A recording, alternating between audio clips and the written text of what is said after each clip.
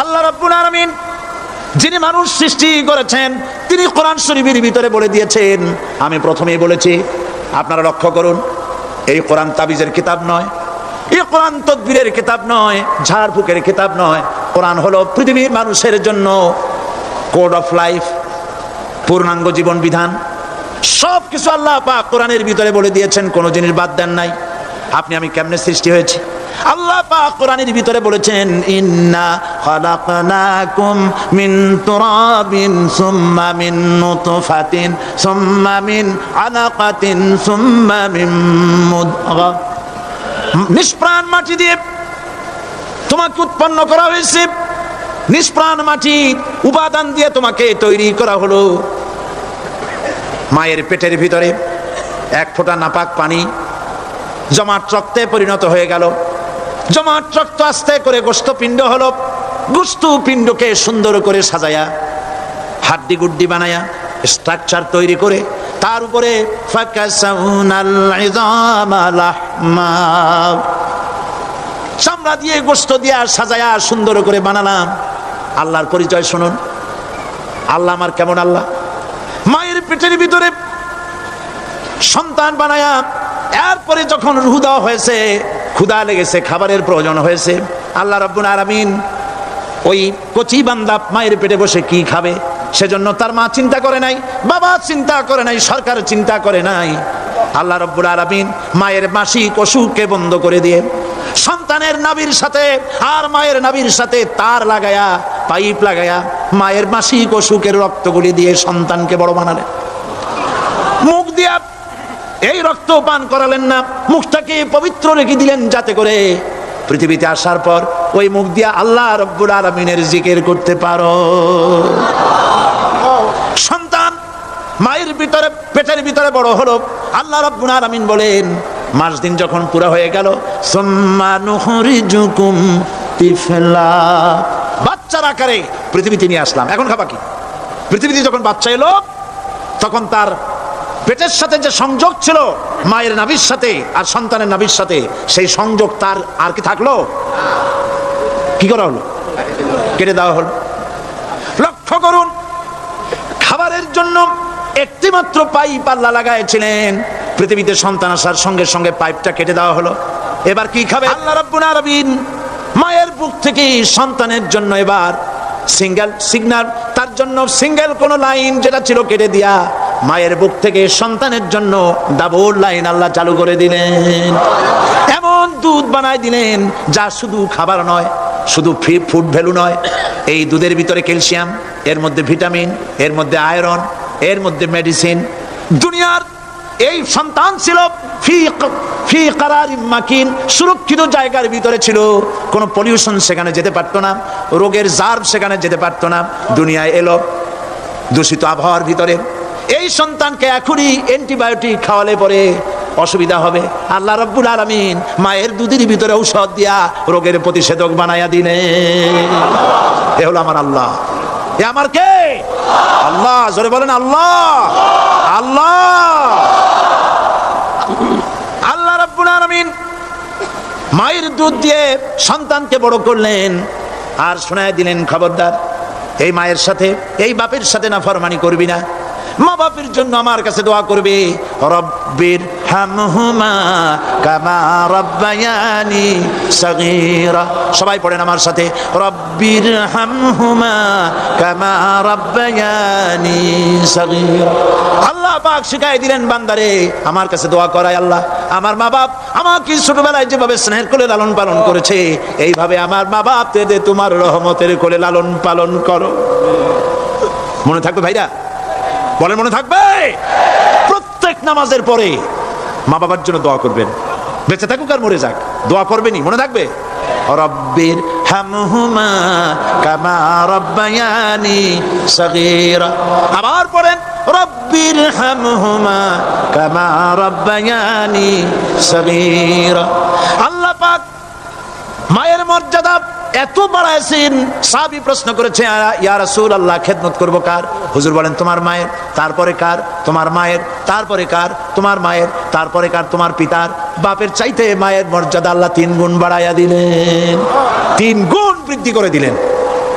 হাদিস শরীফে এসেছে হযরত আবী হুরায়রা রাদিয়াল্লাহু তাআলা আনহু রাসূলের কাছে এসে রাতের বেলায় কাঁদতেছিলেন। হুজুর প্রশ্ন করলেন, আবু হুরায়রা কাঁদো কেন? হযরত আবু হুরায়রা বলছেন, হুজুর মা আমাকে মেরেছে। তিনি প্রশ্ন করলেন, আচ্ছা মা তোমারে মারলো কেন? তুমি কি কোনো বেয়াদবি করছো? তিনি বললেন না। তবে মারলো কেন? হযরত আবু হুরায়রা বলেন, ইয়া রাসূলুল্লাহ, আপনার খেদমত থেকে বাড়ি ফিরতে আমার দেরি হয়ে গিয়েছিল। গভীর রাত্রে যখন বাড়ি গেছি, মা আমাকে প্রশ্ন করলেন, বাবা দেরি হলো কেন, কোথায় ছিলি? তাম পৃথিবীর মানুষ যেই কদম মোবারক চুমু দিতে পারলে ধন্য হয়ে যায়, সেই আখিরি জামানার পয়গম্বর নবী মুহাম্মদ রাসূলুল্লাহ সাল্লাল্লাহু আলাইহি সাল্লামের দরবার থেকে আসতে আমার দেরি হয়ে গেছে। ইয়া রাসূলুল্লাহ, আমার মা আপনার নাম শুনে তার গা জ্বলে উঠলো। তিনি কাফের, মুশরিকা। আপনার নাম শুনে অগ্নি শর্মা হয়ে আমাকে ধরে পিটানো আরম্ভ করলেন আর বললেন, আবু হুরায়রা, হয় মুহাম্মদ সাল্লাল্লাহু আলাইহি সাল্লামের বাড়ি ছাড়বি, নইলে আমার বাড়ি ছাড়বি। কি করবি বল? মার খেতে খেতে আমি বললাম, মা তোমার গায়ে যত শক্তি আছে আমারে মারো, তোমার বাড়ি শুদ্ধ তাম দুনিয়াটা ছেড়ে দিতে পারি, মুহাম্মদ রাসূলুল্লাহর কদম মোবারক ছেড়ে দিতে পারি না। হুজুর আমার মা গলা ধাক্কা মেরে আমাকে বের করে দিয়েছেন। হুজুর বলছেন, আবু হুরায়রা, মা তোমাকে মেরেছে আর আমার কাছে নালিশ করছো, আমি তোমার মায়ের কোনো বিচার করতে পারবো না। সুবহানাল্লাহ। এত বড় পাওয়ারফুল নবী, শানওয়ালা, ইজ্জতওয়ালি, বরকতওয়ালি, এত বড় নবী বলছেন মা মেরেছে, আমার করার কিচ্ছু নাই। সুবহানাল্লাহ। তোমার মা মুশরিকা হোক আর যাই হোক, তোমার মা। সুবহানাল্লাহ বলেন। আমার বন্ধুগণ, হযরত আবু হুরায়রা বলেন, ইয়া রাসূলুল্লাহ, মায়ের বিরুদ্ধে কোনো অভিযোগ নিয়ে আমি আপনার কাছে আসি নাই। হুজুর বললেন, কেন আসছো বলো খুলে। আবু হুরায়রা বলেন, হুজুর আমি জানি আপনি আল্লাহর দরবারে যদি কোনো ব্যাপারে হাত তোলেন আল্লাহ মঞ্জুর করে ফেলেন। আপনি দয়া করে আমার মার জন্য দোয়া করেন, আল্লাহ যেন হেদায়েত দিয়ে দেন। আমার নবীজি দুখানে হাত উত্তোলন করলেন, বললেন, আল্লাহুম্মা ইহদি উম্মা আবি হুরায়রা, আয় আল্লাহ আমি দোয়া করতেছি আবু হুরায়রার মাকে হেদায়েত নসিব করো। হুজুর হাত তুলে মোনাজাত করছেন। আবু হুরায়রা দৌড় দিলেন বাড়ির দিকে। কয়েকজন সাহাবী হযরত আবু হুরায়রার জামা টেনে ধরেছে, এই ভদ্রলোক দৌড়ায় কেন? এত শান্ত মানুষ, কখনো গরম হয়ে কারো সঙ্গে কথা বলে না। এই মানুষটা দৌড়ায় কেন? কোনো বিপদ হইল নাকি? জামা টেনে ধরে বলে, আবু হুরায়রা দৌড়াও কেন? হযরত আবু হুরায়রা বলেন, জামাত ছেড়ে দাও, কোনো বিপদ আমার হয় নাই, আমি দৌড়াইয়া বাড়ি যাই দেখতে চাই। আমি দৌড়াইয়া আগে বাড়ি যেতে পারলাম না, আমার নবীর দোয়া আগে আমার বাড়ি চলে গেছে, আমি এটা দেখতে চাই। হযরত আবু হুরায়রা দৌড়াতে দৌড়াতে বাড়ি চলে গেছেন। দরজায় নক করলেন, ভেতর থেকে আওয়াজ এলো, কে? তিনি বললেন, আমি আবু হুরায়রা। মা দরজা খুলে দাও, আমি তোমার সন্তান। মা বললেন, বাবা অপেক্ষা করো, দরজা খুলতেছে। হযরত আবু হুরায়রা বলেন, মায়ের গলার আওয়াজের ভেতরে কুফরিত কর্কশতা পেলাম না, মায়ের গলার আওয়াজের ভেতরে তাওহীদের নরমিয়াত পেলাম। আমার কাছে মনে হলো আমি আবু হুরায়রা বাড়ি আসার আগে নবীজির দোয়া আল্লাহর আরশে পৌঁছে গেছে। আবু হুরায়রা বলছেন, মা আমার কিছুক্ষণ পরে ঘরের থেকে বেরিয়ে এসেছেন, আমি দেখলাম মায়ের শরীর ভিজা, মাথার চুল দিয়া পানি টপকাচ্ছে। মা আমার বললেন, বাবারে তোমাকে মারার পর আমি নিদারুণ অনুশোচনায় পড়েছিলাম, মনে মনে ভাবলাম, আহারে আমার সন্তান আমি কেন মারলাম? সে তো কোনো খারাপ কাজ করে নাই, কোনো খারাপ জায়গায় যায় নাই। এত ভালো মানুষ, যার সম্পর্কে লোকেরা খামোখাই মিথ্যা কথা বলে, এই ভালো মানুষটার কাছে গেছে, সেজন্য আমি মারলাম কেন? বাবা গো, আমি আমার ভুল বুঝতে পেরেছি, জীবনের ভুলও ধরা পড়েছে, আমাকে জলদি করে নিয়ে চলো বিশ্ব নবীর দরবারে। হযরত আবু হুরায়রার মা রাসূলুল্লাহর খেদমতে এসে ঘোষণা করলেন, আশহাদু আল্লা ইলাহা ইল্লাল্লাহু ওয়াহদাহু লা শারীকা লাহু ওয়া আশহাদু আন্না মুহাম্মাদান আবদুহু ওয়া রাসূলুহু। আমার ভাইরা, আল্লাহ রাব্বুল আলামিন মানুষ সৃষ্টি করে পৃথিবীতে পাঠিয়ে দিলেন, খাবারের ইন্তজাম করলেন, এগুলি সব আল্লাহর পরিচয়। আল্লাহরে চেনার জন্য বড় বড় কিতাব ঘাটা লাগে না, কিসমতে যদি থাকে দুই একটা দৃষ্টান্ত যথেষ্ট হয়ে যায়। সুবহানাল্লাহ, সুবহানাল্লাহ, দুই একটা দৃষ্টান্ত যথেষ্ট। আল্লাহ পাক সমস্ত সৃষ্টি জগৎকে তৈরি করলেন, সৃষ্টি করলেন, আর তাদের খাদ্যের ব্যবস্থা করলেন। কে করেছেন খাদ্যের ব্যবস্থা? খাদ্য দেন আল্লাহ। কিন্তু অহংকারী যারা, তারা বলে দেশের বাম্পার ফলনের জন্য সমস্ত কৃতিত্ব সরকারের। বলেন আস্তাগফিরুল্লাহ, বলেন নাউজুবিল্লাহ। এদের একজন বলছিল 3 বছর কিছু দিবার পারুম না।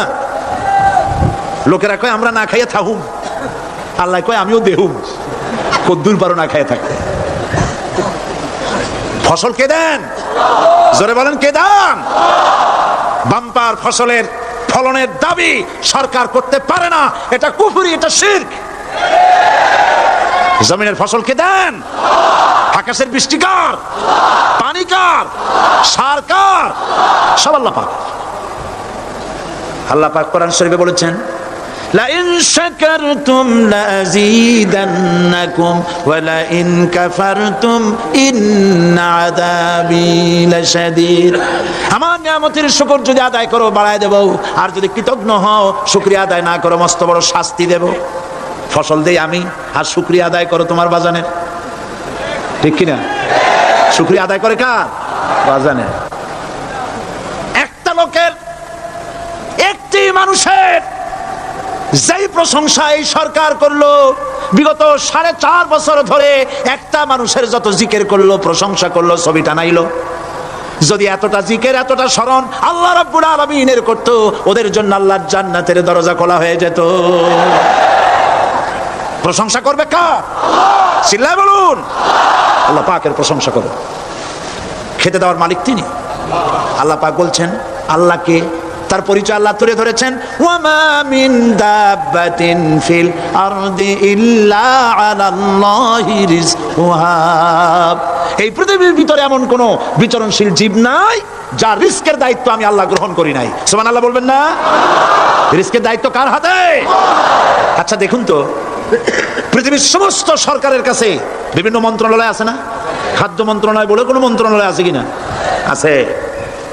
খালি কয় খামু আর খামু। খাদ্য মন্ত্রণালয় আছে, থাকার পরেও মানুষ না খাইয়া মরে, ঠিক কিনা? এবার একটু তাকান তো, জ্ঞানের চক্ষু দিয়া তাকান। ফরেস্ট এরিয়া বাঘ আছে কিনা? নাই। সিংহ আছে কিনা? গন্ডার আছে কিনা? হাতি আছে কিনা? বিশাল বিশাল প্রাণী আছে কিনা? জঙ্গলে ছোট্ট প্রাণী থেকে, পোকা থেকে শুরু করে গন্ডার পর্যন্ত, টুনটুনি পাখি থেকে শুরু করে ঈগল পাখি পর্যন্ত, নদীর ভিতরে ছোট্ট চুনু পুঁটি থেকে শুরু করে তিমি মাছ পর্যন্ত। প্রাণী তত্ত্ববিদরা বলেছেন সমুদ্রের ভিতরে এমন এমন বড় বড় তিমি আছে যে একটা তিমির ওজন 5000 টন পর্যন্ত হয়ে যায়। 5000 টন তিমিটার ওজন। এর যখন বাচ্চা হয় তখন বাচ্চার দৈনিক দুধ লাগে 50 থেকে 60 মণ পর্যন্ত। কে ব্যবস্থা করে?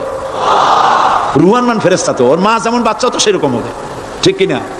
কে দেয় খাবার?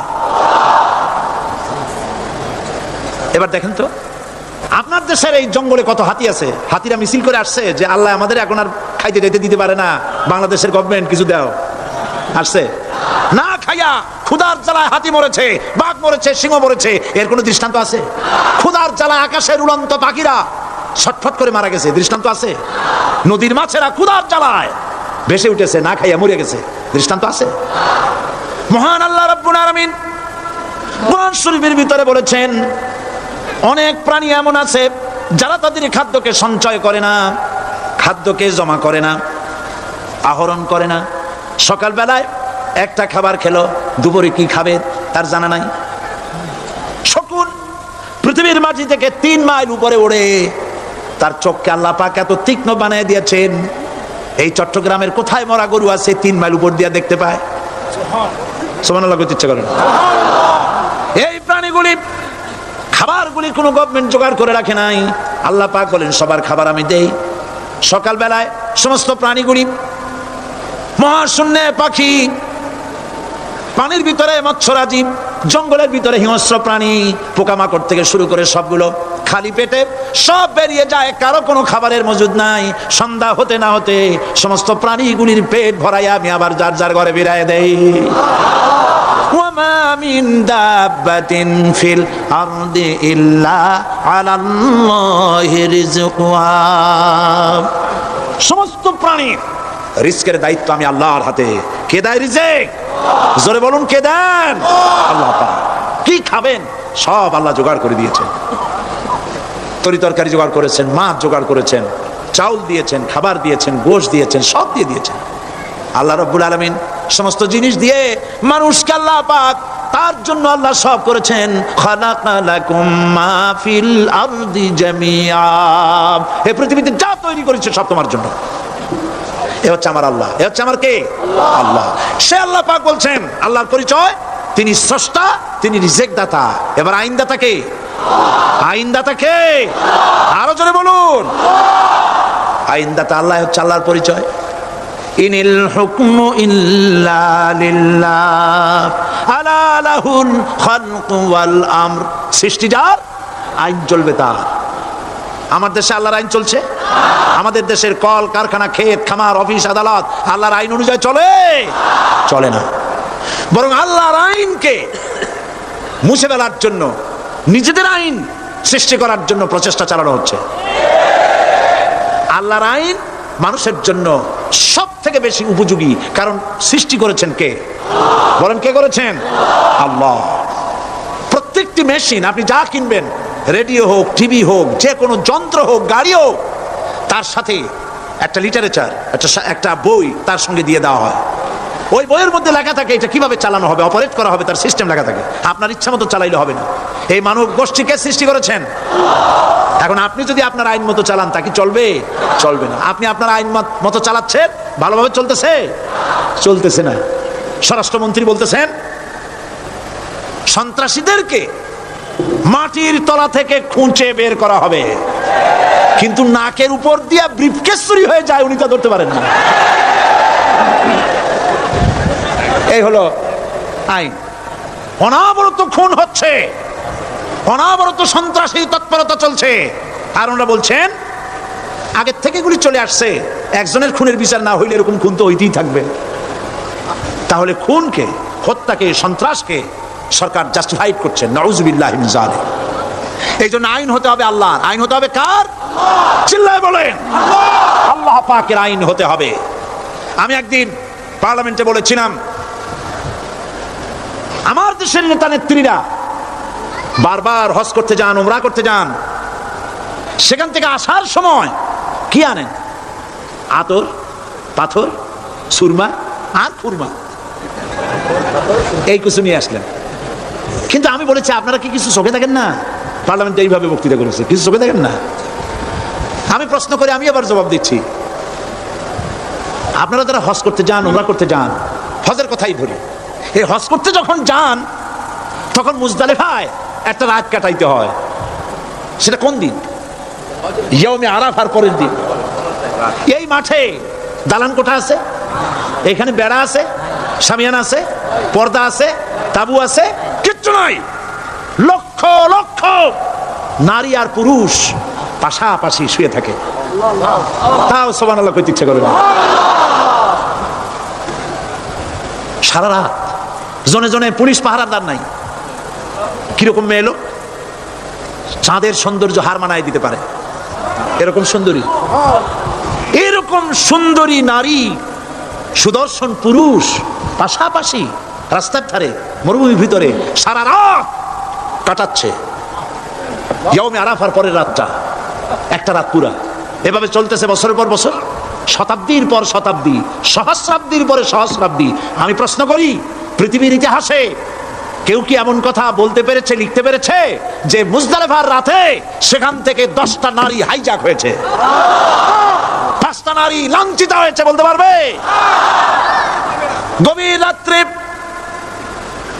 পুরুষ সঙ্গী ছাড়া সুন্দরী রমণী, যুবতী রমণী একাকিনী নিজের ঘর ছেড়ে আল্লাহর ঘরে তাওয়াফ করতে আসে।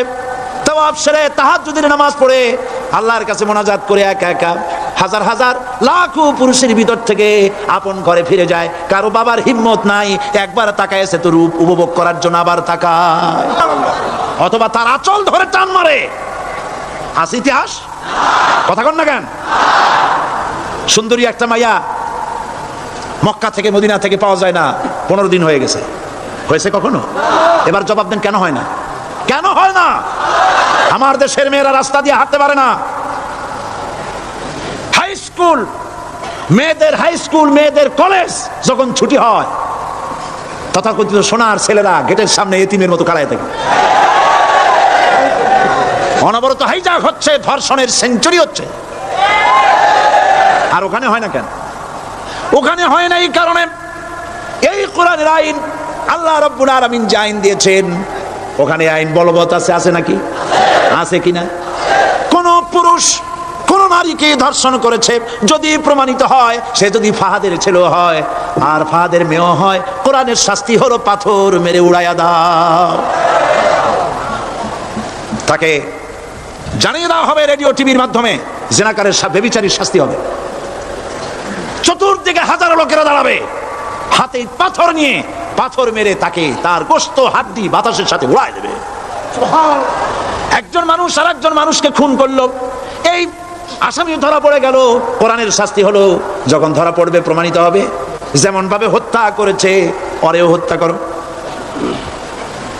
এই দৃশ্য, এই আইন যদি বাংলাদেশে যদি এই আইন চালু হয়ে যেত, খুনের আসামি ধরা পড়েছে জেনার আসামি, প্রকাশ্য ময়দানে এলো, সাক্ষী প্রমাণে কোর্টে প্রমাণিত হলো সত্যি সে খুনি।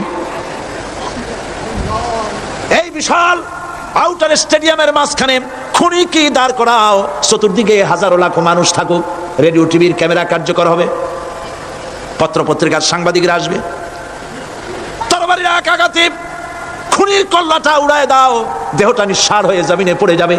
এই দৃশ্য যারা দেখবে সচক্ষে, রেডিওতে, পত্র পত্রিকায়, আর 1 বছরের ভেতরে খুন করার হিম্মত কারো কলিজায় উঠবে?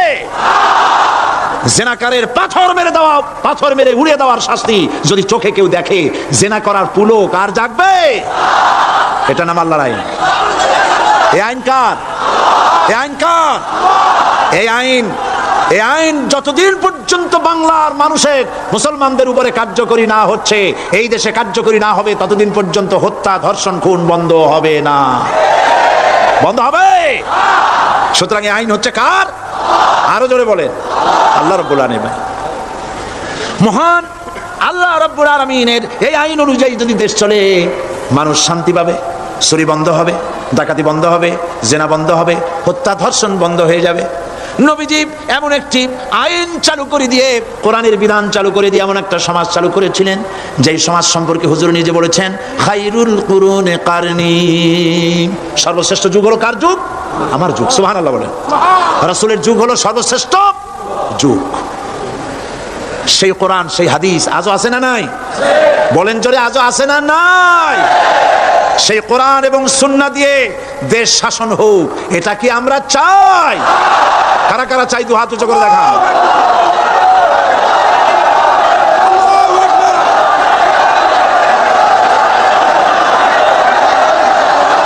আরে ভাই, আপনারা দাঁড়ায় গেলেন কেন?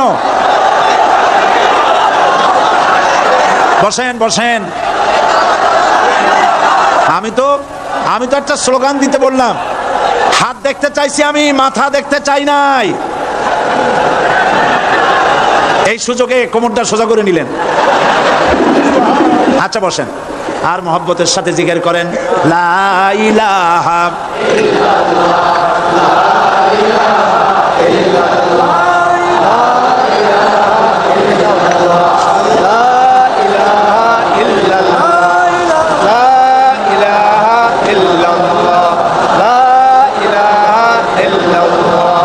জোরে সরে সবাই জিকির করেন, লা ইলাহা ইল্লাল্লাহ, লা ইলাহা ইল্লাল্লাহ, লা ইলাহা ইল্লাল্লাহ, লা ইলাহা ইল্লাল্লাহ মুহাম্মাদুর রাসূলুল্লাহ।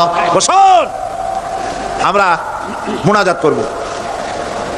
আল্লাহ রাব্বুল আলামিন আয়াতুল কুরসির ভিতরে আল্লাহর সার্বভৌমত্বের কথা বলেছেন, আল্লাহু লা ইলাহা ইল্লা হুয়াল হাইয়ুল কাইয়্যুম। পড়েন আমার সাথে সবাই, আল্লাহু লা ইলাহা ইল্লা হুয়াল হাইয়ুল কাইয়্যুম। আল্লাহ হচ্ছেন যিনি ছাড়া কোনো ইলাহ নাই, তিনি শাশ্বত চিরঞ্জীব। সুবহানাল্লাহি ওয়া বিহামদিহি। আগামীকাল এর বাকি অংশ আমি আপনাদের সামনে আলোচনা করব ইনশাআল্লাহ। জোরে বলেন ইনশাআল্লাহ। দাঁড়ানো ভাইরা বসেন। আপনাদের পাশে যারা দাঁড়িয়েছেন অনুরোধ করে বসায় দেন। বলেন যে আর 5টা মিনিট বসেন, আল্লাহর রাস্তায় হাঁটেন না। হ্যাঁ বলেন, বলেন আপনারা যে আল্লাহর রাস্তায় হাঁটেন না, বসেন, সবাই বসেন। এত বড় মাহফিলের মুনাজাত, সুবহানাল্লাহ বলেন। চট্টগ্রামের ইতিহাসের শ্রেষ্ঠ মাহফিল, চিল্লায় বলেন সুবহানাল্লাহ। গোটা বিশ্বের কোরআনের শ্রেষ্ঠ মাহফিল, বলেন সুবহানাল্লাহ। যারা বলেন আলহামদুলিল্লাহ। আগামীকাল এ মাহফিলের আখেরি মুনাজাত হবে ইনশাআল্লাহ, বলেন ইনশাআল্লাহ। আমি আন্তরিকভাবে দুঃখিত, প্রতি বছর আমার মা বোনদের জন্য, চট্টগ্রামবাসী আমার মা বোনদের জন্য আলাদাভাবে তাদের প্রশ্নের উত্তর দেই এবং তাদের সামনে কোরআন হাদিসের কথা আলাদাভাবে বলি। এবছর দিন কম হয়ে গেল বলে মহিলারা, মা বোনেরা বঞ্চিত হয়ে গেলেন। শিশু কিশোরদের জন্য আলাদাভাবে সমাবেশ করা হয়, তাও বঞ্চিত হয়ে গেল। এই বিশাল তাফসীরুল কোরআন মাহফিলের বরকত থেকে চিটাগংবাসীকে যারা বঞ্চিত করলো, আল্লাহ তাদের হেদায়েত নসিব করে দিয়ে। যদি হৃদয় থাকে, যদি হৃদয় বলে কিছু থাকে, বিবেক বলে যদি কিছু থাকে, আর শরীর যদি মুসলমানের পিওর রক্ত থাকে, তাহলে বাড়ি বসে অনুশোচনা করা উচিত, চোখের পানি ফেলানো উচিত ওই সব লোকের যারা এই বরকতপূর্ণ মাহফিলকে বাধা দিয়েছে। আর যাদের কলজার মধ্যে আল্লাহ মোহর মেরে দিয়েছে, এগুলোর তো হেদায়েত হবে না। যাদেরকে আল্লাহ পাক তৈরি করেছেন জাহান্নামের জন্য, ওদের কাছে মাহফিল সহ্যই হবে না। নাউজুবিল্লাহ বলেন। চট্টগ্রামবাসীর জন্য তাফসীরুল কোরআন মাহফিল নিয়ামত। এই নিয়ামত কিয়ামত পর্যন্ত আল্লাহ টিকায় রাখুন, বলি আমিন। আগামীকালের আখেরি মোনাজাতে সমস্ত মুসলমান চতুর্দিক থেকে আল্লাহ পাকের নারা লাগাতে লাগাতে আসবেন। আল্লাহু আকবার, নারায়ে তাকবীর।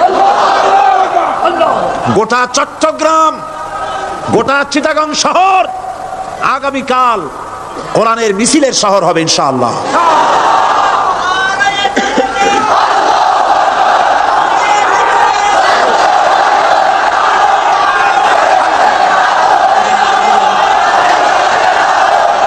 সকল ধন এবং সম্পদের মূল মালিক হচ্ছেন আল্লাহ পাক। সমস্ত ধন সম্পদের মালিক কে? আল্লাহ সুবহানাহু ওয়া তাআলা। কোরআনে কারীম বলছে, লিল্লাহি মা ফিস সামাওয়াতি ওয়া মা ফিল আরদ। আকাশ এবং জমিনের ভিতরে যা কিছু আছে সব কিছুর মালিকানা কার? জোরে বলেন কার? আল্লাহ রাব্বুল আলামিন হচ্ছেন এর একচ্ছত্র মালিক। সুতরাং বান্দাদের কাছে কিছুদিনের জন্য এগুলিকে আমানত রাখা হয়েছে। আমাদের ঘর আছে, বাড়ি আছে, ব্যবসা আছে, বাণিজ্য আছে, জায়গা আছে, জমিন আছে, গরু আছে, বাছুর আছে, এই সবগুলি কিছুদিনের জন্য আমাদের কাছে কি রাখা হয়েছে? আমানত। আমানতের মাল আপনি আপনার ইচ্ছা মতো খরচ করতে পারবেন না। আমানতের মাল কি ইচ্ছা মতো খরচ করা যায়? যায় না। আমানতের মালকে খরচ করতে হলে মূল মালিকের ইচ্ছা অনুযায়ী খরচ করতে হবে। মূল মালিককে আল্লাহ রাব্বুল আলামিন বলছেন, ইন্নাল্লাহা আশতারা মিনাল মুমিনিনা আনফুসাহুম ওয়া আমওয়ালাহুম বিআন্না লাহুমুল জান্নাহ। আমি আমার মুমিনের জান এবং মালকে খরিদ করে নিয়েছি, বিনিময় জান্নাত দিয়ে দিয়েছি। তোমার কাছে যে জান আছে, মাল আছে, এটা তোমার নয়, এটা আমার আমানত তোমার কাছে। সুতরাং এই আমানত খরচ করতে হবে মূল মালিকের ইচ্ছা অনুযায়ী। সমাজের এক শ্রেণীর লোক প্রচুর বিত্তের মালিক হবে, সমাজের এক শ্রেণীর লোক প্রচুর বিত্ত এবং সম্পদের মালিক হয়ে ভোগ বিলাসের আনন্দের স্রোতে ভেসে যেতে থাকবে, নিজেকে ভাসিয়ে দেবে। আর এক শ্রেণীর লোক অনাহারে অর্ধাহারে কষ্ট করবে। এ বিধান ইসলামের নয়। কেউ থাকবে 10 তলায় আর কেউ থাকবে গাছতলায়, কেউ খাবে পোলাও, কোরমা, বিরিয়ানি, আর কারো কিসমতে মরুচ পোলাও হবে না। এ বিধান আল্লাহর নয়। ইসলামের বিধান হচ্ছে এই যে আল্লাহ যে সব সম্পদ মানুষকে দান করেছেন, এই সম্পদের ভিতরে বিত্তহীনদের অধিকার রাখা হয়েছে। বিত্তহীন যারা গরিব, যাদের কিছু নাই, তারা আপনার করুণার পাত্র নয়। কি বলেন, তারা কি ধনীদের করুণার পাত্র? কোরআনে কারিমে আল্লাহ বলেন, ওয়াল্লাযীনা ফী আমওয়ালিহিম হাক্কুল লিস-সাইলি ওয়াল মাহরুম। ধনীদের সম্পদের ভেতরে গরিবদের, বিত্তহীনদের অধিকার রয়েছে, সে অধিকার আদায় করে দাও। দান করা এমনি দিয়ে দাও এক জিনিস, গরিবদেরকে, বিত্তহীনদেরকে ইসলাম করুণার পাত্র বানায় নাই, বলেছে অধিকার। অধিকারটা বড় মজবুত কথা, এই কথার লোড আছে, ওয়েট আছে। আপনার আমার সম্পদের, অর্থাৎ যাদের বিত্ত আছে, বিত্ত সম্পদওয়ালা সম্পদশালী লোকেদের সম্পদের ভেতরে গরিবদের অধিকার রয়ে গেছে, সে অধিকার আদায় করতে হবে। ইসলাম সকল মানুষের দারিদ্র দূর করে বেঁচে থাকার মৌলিক অধিকার প্রতিষ্ঠিত করেছে। রাসূল করিম সাল্লাল্লাহু আলাইহি ওয়াসাল্লাম বলেছেন, লাইসা লি ইবনি আদম হাক্কুন সিওয়া হাযিহিল খিসাল, বাইতুন ইয়াসকুনুহু ওয়া সাওবুন ইউআরি আওরাতাহু ওয়া জালফাল খুবজ ওয়াল মা, আখরাজাহু তিরমিজি। তিরমিজি শরীফের হাদিসের ভেতরে এসেছে, রাসূল করিম সাল্লাল্লাহু আলাইহি ওয়াসাল্লাম বলেছেন, প্রত্যেকটি বনি আদমের তার বাস করার জন্য একটা গৃহ, এবং লজ্জা ঢাকার জন্য, শীত নিবারণের জন্য তার বস্ত্র, আর ক্ষুধা মিটাবার জন্য তার পানি আর রুটি ইত্যাদির ব্যবস্থা করতে হবে, চাই সে মুসলমান হোক আর হিন্দু হোক আর খ্রিস্টান হোক। বনি আদম, আদমের সন্তান যে মানুষ, যে তার এই অধিকার ইসলাম প্রতিষ্ঠিত করেছে। আজ বলা হচ্ছে খাদ্য বস্ত্র বাসস্থান সমাধান দেবে অমুকরা তমুকরা, এরকমের স্লোগান হয় না? ওরা দিতে পারবে না, ওরা দিতে পারে নাই। খাদ্য বস্ত্র শিক্ষা চিকিৎসা বাসস্থানের গ্যারান্টি দিয়েছে কোরআন, দিয়েছে আল্লাহ রসুল জনাব মুহাম্মদ রাসূলুল্লাহ সাল্লাল্লাহু আলাইহি ওয়াসাল্লাম। ইসলাম অর্থনৈতিক নিরাপত্তার জন্য যে সব পন্থা অবলম্বন করেছে, সেটা হচ্ছে যে সমাজের কর্মক্ষম সকল ব্যক্তি রুজির জন্য পরিশ্রম করবে, কেউ বসে থাকতে পারবে না। এটা হচ্ছে ইসলামের নিয়ম, কেউ বসে থাকতে পারবে না। কোরআনে কারীম বলছে, ফাইদা কুদিয়াতিস সালাতু ফান্তাশিরু ফিল আরদ ওয়াবতাগু মিন ফাদলিল্লাহ। ফাইদা কুদিয়াতিস সালাত, যখন তোমার নামাজ সম্পূর্ণ হয়ে গেল, ফান্তাশিরু ফিল আরদ, ছড়িয়ে পড়ো আমার জমিনের উপরে, ওয়াবতাগু মিন ফাদলিল্লাহ, আর আমার অনুগ্রহ অনুসন্ধান করো। রুজি কামানো কোনো খারাপ জিনিস না। কেউ মনে করে সারাদিন বসে বসে আল্লাহর জিকির করব, কেউ দুনিয়াটারে ঝামেলা মনে করে জঙ্গলে চলে যেতে চায়, এটা নিয়ম না। আপনি বসে থাকতে পারবেন না, আপনাকে কাজ করতে হবে। রুজি কামাই করাটাকে কোরআনে কারিমে এতটা সম্মান দিয়েছে, যেটাকে ফদলুল্লাহ বলা হয়েছে। ফদলুল্লাহ, এটা আল্লাহর অনুগ্রহ, সুবহানাল্লাহ বলেন। এটাকে ফদলুল্লাহ বলা হয়েছে, এটা জিনাতুল্লাহ বলা হয়েছে। আপনি যে কাপড় চোপড় ব্যবহার করেন, এই কাপড় চোপড়ের ব্যাপারে আল্লাহ পাক প্রশংসা করেছেন, কাপড় চোপড় সুন্দর পড়তে বলেছেন। তারপরে রুজি রোজগার হালাল করতে বলা হয়েছে, এবং রুজি কামাবার ব্যাপারে হালাল ভাবে রুজি কামাবার জন্য ইন্সপিরেশন দেওয়া হয়েছে কোরআন এবং হাদিসে। রাসূল করিম সাল্লাল্লাহু আলাইহি ওয়াসাল্লাম বলেছেন, আল কাসিবু হাবিবুল্লাহ, সহজে যে উপার্জন করে সে আল্লাহর বন্ধু। যে ব্যক্তি ঠেলা গাড়ি চালায়, কুলি মজুর রিকশা চালায়, নিন্দা নাই, তাকে নিন্দা করা যাবে না। রিকশাওয়ালাও একটা গুরুত্বপূর্ণ দায়িত্ব পালন করছে। কুমার, কামার, তাঁতি, জেলে, ধোপা, নাপিত সবাই কাজ করছে। প্রত্যেক কাজের সম্মান ইসলাম দেয়, সুবহানাল্লাহ কোন। সমস্ত কাজের সম্মান আছে, শুধুমাত্র সম্মান নাই চুরির কাজের, ডাকাতির কাজের, সন্ত্রাসের কাজের, চাঁদাবাজির কাজের, মাস্তানির কাজের। এই সব কাজ নিন্দনীয় এবং এই সব কাজ নিতান্ত বাজে কাজ, এ কাজের কোনো সম্মান নাই। সম্মান হচ্ছে নিজের হাতে কামাই করে সারা দিনে এক মুঠো খাবারও যদি খান, আপনার খাবারের চাইতে হালাল খাবার কারো হতে পারে না। আল্লাহর বন্ধু সোজা কথা না। আল কাসিবু হাবিবুল্লাহ, সহজ উপার্জনের এত বরকত। সেজন্য অর্থনৈতিক নিরাপত্তার জন্য সমাজের প্রত্যেকটি কর্মক্ষম লোককে কাজ করতে হবে। কি করতে হবে? নামাজ পড়া হয়ে গেছে, এখন আর বসে থাকা চলবে না, নেমে পড়ুন কাজের জন্য, আল্লাহর অনুগ্রহ অনুসন্ধান করুন। এরপরে আল্লাহ পাক বলছেন, আমার অনুগ্রহ রুজি কামাও, আর রুজি কামাবার সময় ওয়াজকুরুল্লাহ যিকরান কাসীরা লাআল্লাকুম তুফলিহুন। আর জিকির করবা আমার বেশি, আমার জিকির করবা। বলা হচ্ছে রুজি অনুসন্ধান করো, আর বলা হচ্ছে আমার জিকির করো। তো জিকির আর রুজি সন্ধানের ভিতরে সামঞ্জস্য কি? সামঞ্জস্যটা হচ্ছে এই যে আপনি যখন উযকুরুল্লাহ কাসীরান, আপনাকে বেশি করে জিকির করতে হবে। জিকির মানে কি? স্মরণ করা। জিকির মানে কি? স্মরণ করা। আল্লাহকে স্মরণ করেন। রুজি যখন কামাতে যাবেন স্মরণ করবেন কারে? চিল্লায় এখন কারে? আপনি রুজি কামাবার জন্য চাকরি করতেছেন, অফিসে বসে যদি আল্লাহ রাব্বুল আলামিন আপনার স্মরণে থাকে, তাহলে ঘুষ খাওয়া আপনার জন্য সম্ভব হবে না। কথা ঠিক কিনা? আল্লাহ পাক বলছেন, রুজি কামাবার জন্য তুমি যে পরিশ্রম করবে, ওই পরিশ্রমের সময় বেশি বেশি জিকির করো, আমারে স্মরণ রাখো। অফিসে বসে যখন তুমি কাজ করবে, আমি যদি স্মরণে থাকি, তাহলে তুমি ঘুষ খাইতে পারবে না। তুমি জমিন চাষ করবে, জমিন চাষ করার সময় আমি যদি তোমার স্মরণে থাকি, জমিনের আইল ঠেলা তোমার পক্ষে সম্ভব হবে না। যত রকমের রুজির রোজগারের পথ আছে, আমাকে স্মরণ করো, খারাপ পথ থেকে বাঁচো, হালাল ভাবে রুজি কামাও। হালাল রুজির ভিতরে আল্লাহ রাব্বুল আলামিন বরকত দিয়ে দিবেন। আর কাজ করার জন্য বলা হয়েছে। রাসূল করিম সাল্লাল্লাহু আলাইহি ওয়াসাল্লাম বলেছেন, ইজা সাল্লাইতুমুল ফাজরা ফালা তানুমু আন তালবি আরযাকিকুম।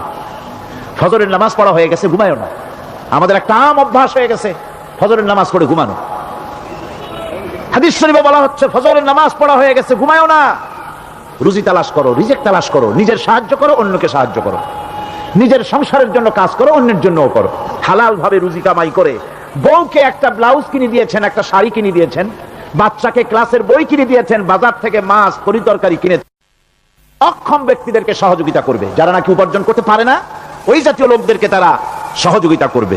ওয়াকফুলু গানিয়ুহুম ফাকিরাহুম, সেই সমাজের যারা নাকি সামর্থ্যবান, তারা রোজগার করবে এবং গরিবদেরকে সহযোগিতা করবে। আল্লাহর নবী বলেছেন, সে ব্যক্তি মুমিন নয়, সে ব্যক্তি মুমিন নয়, সেই ব্যক্তি মুমিন নয়। সাহাবায়ে কিরাম হতচকিত হয়ে উঠলেন, প্রশ্ন করলেন, নবীজি কোন ব্যক্তি মুমিন নয়? আল্লাহর নবী বলেন, যেই ব্যক্তি পেট পুরে আরাম করে ঘুমায় গেল, এ কথা জানার পর যে তার প্রতিবেশী না খেয়ে শুয়ে আছে, ক্ষুধার যন্ত্রণায় কাতরাচ্ছে, এ কথা জানার পরে যেই মুসলমান ব্যক্তি আরাম করে পেট ভরে খেয়ে ঘুমায়, সে কখনো মুমিনের দাবি করতে পারে না, মুমিন হতে পারে না। কত বড় কথা! ইসলাম মানুষকে তাগিদ করেছে তার প্রতিবেশীর উপরে লক্ষ্য রাখার জন্য, তার প্রতিবেশীকে লক্ষ্য রাখার জন্য, গরিব মানুষের প্রতি লক্ষ্য রাখার জন্য। রাসূল করিম সাল্লাল্লাহু আলাইহি ওয়াসাল্লাম বলছেন, আইয়ু রাজুলিন মাতা দিয়ান বাইনা আগনিয়া ফাকাদ বারিয়াত মিনহুম জিম্মাতুল্লাহি ওয়া রাসূলুহু। আল্লাহর নবী বলেন, কোন ধনী ব্যক্তিদের মাঝে কোন গরিব প্রতিবেশী যদি না খেয়ে মারা যায়, তাহলে ওই এলাকার বিত্তশালী লোকদের সাথে আল্লাহর সমস্ত সম্পর্ক, রাসূলের সব সম্পর্ক ছিন্ন হয়ে যায়। কে বলতে পেরেছে এত বড় কথা? মানুষের অর্থনৈতিক নিরাপত্তার জন্য কত বড় কথা বলেছে ইসলাম, বলেছে বিশ্বনবী জনাবে মুহাম্মদ রাসূলুল্লাহ সাল্লাল্লাহু আলাইহি ওয়াসাল্লাম। আল্লাহ রাব্বুল আলামিন বলেন, ধনীদের হাতে যেন সম্পদগুলি পুঞ্জীভূত হয়ে না যায়, কাইলা ইয়াকুনা দুলাতাম বাইনাল আগনিয়াই মিনকুম। তোমাদের ধনীদের হাতে যেন সম্পদগুলি, সমাজের সম্পদগুলি যেন পুঞ্জীভূত না হয়, সেগুলি বরং ছড়িয়ে আস্তে করে যেন সমস্ত গরিব জনসাধারণের কাছে যেতে পারে, সে ব্যবস্থা করতে হবে। যাকাত প্রদানের মাধ্যমে ধনীদের কাছ থেকে নিয়ে গরিবদেরকে দিয়ে দিতে হবে। আর বুখারী শরীফের সারা ফাথুল বারীতে হাফেজ ইবনে হাজার আসকালানী রাহিমাহুল্লাহ তিনি বলেছেন, যাকাত যদি ধনীরা না দেয়, যদি কেউ দিতে বাধা দেয়, ফামানিমতানা উখিযাত বিহি কাহরাম, যদি যাকাত না দেয়, জবরদস্তি করে যাকাত আদায় করে নিবে গভর্নমেন্ট। যাকাত দিতেই হবে। মুনকিরিনে যাকাত, যারা যাকাত দিতে অস্বীকার করেছিল, হযরতে সিদ্দিক আকবর, হযরতে আবু বকর সিদ্দিক রাদিয়াল্লাহু তাআলা আনহু, তিনি তাদের সম্পর্কে বলেছিলেন, ওয়াল্লাহি লাউ কাতিলান্না মান ফাররাকা বাইনাস সালাতি ওয়াজ যাকাত, অবশ্যই আমি ওই সম্প্রদায়ের লোকের বিরুদ্ধে যুদ্ধ ঘোষণা করব যারা নামাজ আর যাকাতের মধ্যে পার্থক্য সূচিত করবে। যারা নামাজ তো পড়বে কিন্তু যাকাত দিবে না, সরকারের কাছে যাকাত আদায় করবে না, তাদের বিরুদ্ধে যুদ্ধ ঘোষণা করব। ইসলামী সরকার যদি প্রতিষ্ঠিত হয়, তাহলে এই যাকাত আদায় করা হবে। যাকাত কেউ নিয়ে বসে থাকতে পারবে না, যাকাত আদায় করা হবে। আমাদের দেশে নিয়ম মাফিক যদি যাকাত আদায় করা হতো, এই দেশ যদি ইসলামী গভর্নমেন্ট হতো, আল্লাহ যেন দয়া করে দেন, কন্যা আমিন। আল্লাহ পাক যদি দয়া করে দেশটার ইসলামী রাষ্ট্র বানায় দেন, তাহলে জাকাত তো আদায় করে নেওয়া হবে। জাকাত দিতে আপনি বাধ্য, গরিব মানুষ থাকবে না। এখনো বাংলাদেশের নিয়ম মাফিক যদি জাকাত আদায় করা হয়, নিয়ম মাফিক মানে সোনার জাকাত, রূপার জাকাত, নগদ ক্যাশের জাকাত, ফসলের ওষুধ সঠিকভাবে যদি আদায় করা হয়, তো একেবারে কম করে হলেও 1000 কোটি টাকা জাকাতের টাকা কালেকশন হতে পারে।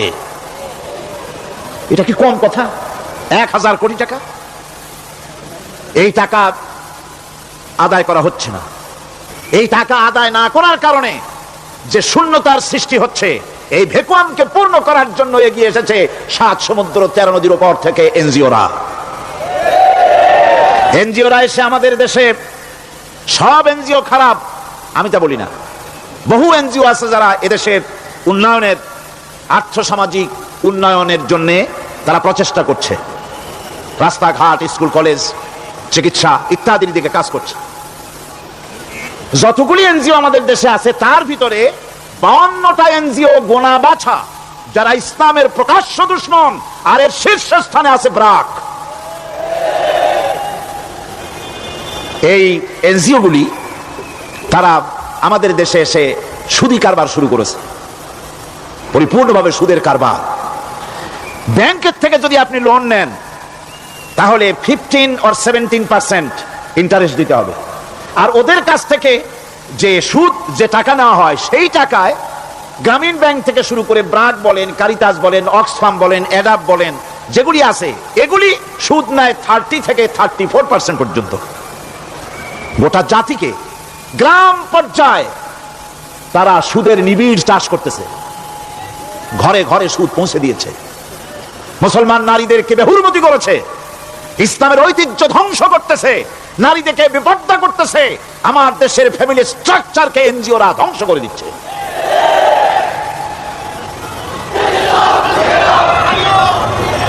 সুতরাং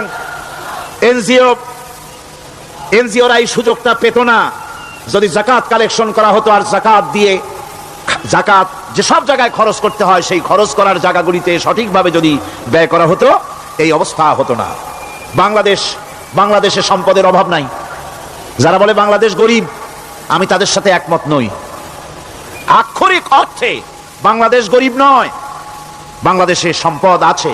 বাংলাদেশে যে জিনিসটার অভাব, সেটা হচ্ছে ইনসাফ ভিত্তিক বন্টনের অভাব। এখানে কেউ তো 1000 বিঘা জমির মালিক, বিঘা বুঝেন না কি কন আপনারা?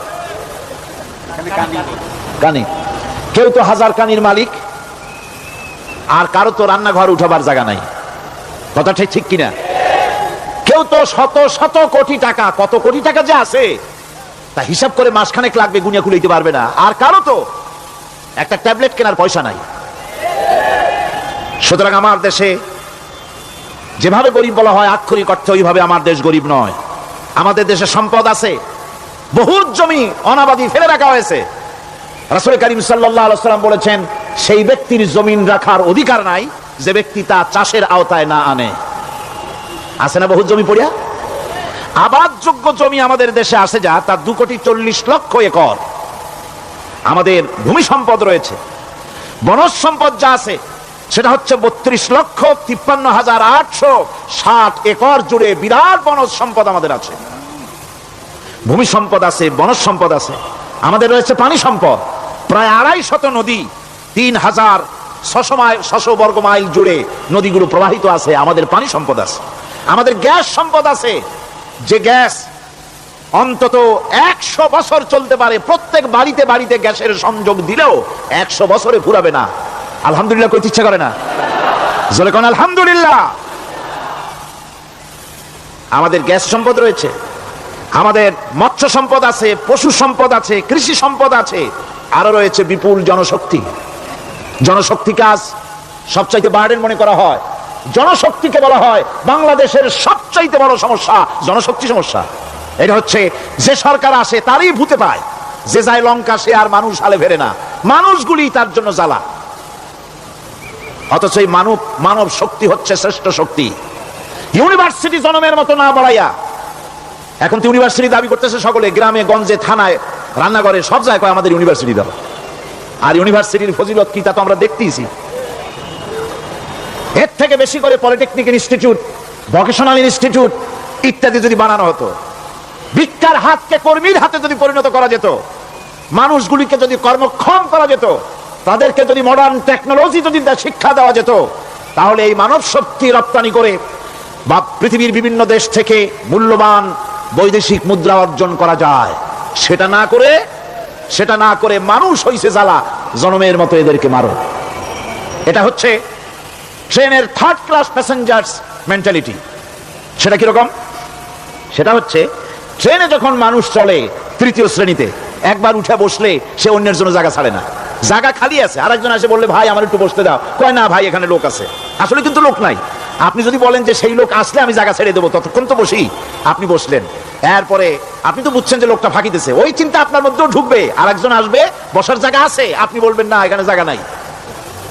ট্রেনের থার্ড ক্লাস প্যাসেঞ্জারদের যে মন মানসিকতা, বর্তমান মুসলিম দেশগুলির সরকার প্রধানেরা ঠিক ট্রেনের থার্ড ক্লাস প্যাসেঞ্জারদের চাইতেও থার্ড ক্লাস। মানব শক্তিকে কাজে লাগাবার চিন্তা না করে উল্টা চিন্তা তারা করছেন। এত সম্পদ থাকা সত্ত্বেও বাংলাদেশ আজ যে অভাব সৃষ্টি হয়েছে তা কৃত্রিম, এবং তা সৃষ্টি হয়েছে এটা এর একমাত্র দায়ী এর জন্য রাজনৈতিক ষড়যন্ত্র। রাজনৈতিক ষড়যন্ত্রের কারণেই এই অভাব সৃষ্টি হয়েছে। গোড়া থেকেই আমাদের দেশটি ষড়যন্ত্রের শিকার। প্রথমে ব্রিটিশ বেনিয়ারা 200 বছর পর্যন্ত গোলামীর জিনজির পরিয়ে দিয়েছে।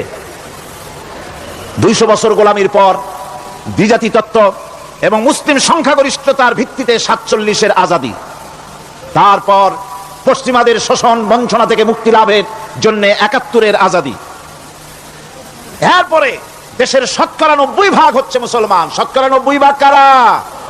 চিল্লায় বলেন না কারা? পৃথিবীর এই দ্বিতীয় বৃহত্তম মুসলিম জনগোষ্ঠীকে খ্রিস্টান আর ইহুদিরা তারা চেয়েছে জনগণকে খ্রিস্টান বানাতে। আমাদের দেশের জনগণকে তারা চায় খ্রিস্টান বানাতে। যারা কমিউনিস্ট তারা চায় আমাদেরকে নাস্তিক বানাতে। আর পার্শ্ববর্তী দেশের পেইড এজেন্ট যারা আমাদের দেশে আছে তারা চায় পৃথিবীর নিকৃষ্টতম কুফরি মতবাদ, ধর্ম নিরপেক্ষ মতবাদের মাধ্যমে গোটা জাতিকে ধর্ম থেকে দূরে সরিয়ে দিতে চায়। সুতরাং এই ষড়যন্ত্রের শিকার হয়ে আছে বাংলাদেশ।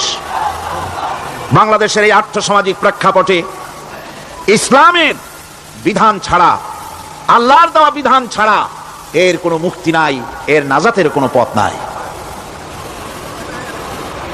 আল্লাহ রাসূল ক্ষমতা আরোহণ করলেন, রাষ্ট্রের মালিক হলেন, প্রেসিডেন্ট হলেন। রাসূলুল্লাহ কি হলেন? আল্লাহর নবী প্রেসিডেন্ট হলেন।